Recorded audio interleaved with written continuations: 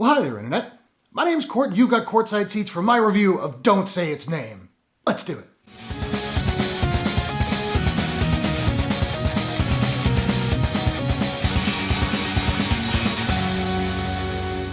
This movie doesn't have a trailer, so you're just gonna have to look at me while I say this.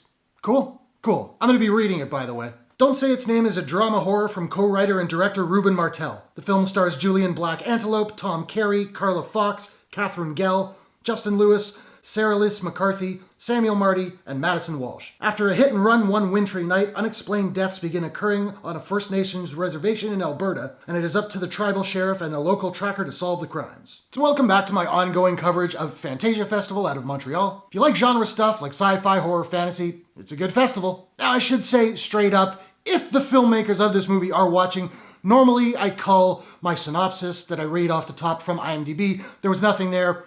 I wrote it myself. I hope I didn't misrepresent the movie in any way. I did my best. I went into this movie totally cold. There was no poster, there was no trailer. I had no idea of the plot, but I'm always happy to check out Canadian cinema, as you can probably tell by looking down. And I'll say this, I'm mixed on this movie. There were some elements that I really enjoyed. There were some elements that didn't work for me at all. I did think the performances were strong across the board here. The highlights being Madison Walsh, Sera-Lys McArthur, and Julian Black Antelope, which is just an objectively awesome name. He in fact has a monologue in this movie that I found both powerful and profound, and it's one of the strongest parts of the film. Samuel Marty didn't work for me at all, but I did feel that his character was really underwritten. And he's a kid, so I don't want to go too hard here. Now this is kind of two movies mashed into one. There's the straight up horror element, which involves a potentially supernatural force. And then there's the drama element, which involves an indigenous community fighting against a mining company that's sort of shown up to plunder their land. These two different tones don't often gel together, and it can be a little jarring going from one to the other. Having said that, when this movie is a drama, it's actually really pretty good. There's some strong dialogue and performances, and the struggle of the indigenous people feels very real. It's when the movie gets into the horror aspect where it kind of lost me. I didn't find it scary in the slightest, and the entity in question looked more like a Norwegian black metal singer than something genuinely terrifying. And we get these sort of POV drone shots that look outright goofy. The score also didn't really work for me. It's mostly rock, and while I like the way it sounded, it just didn't fit the tone of the movie at all. But while the color palette is a little desaturated, the shots of the wintry Canadian wilderness are absolutely gorgeous to look at. All that said, I did find the ending of this movie to be both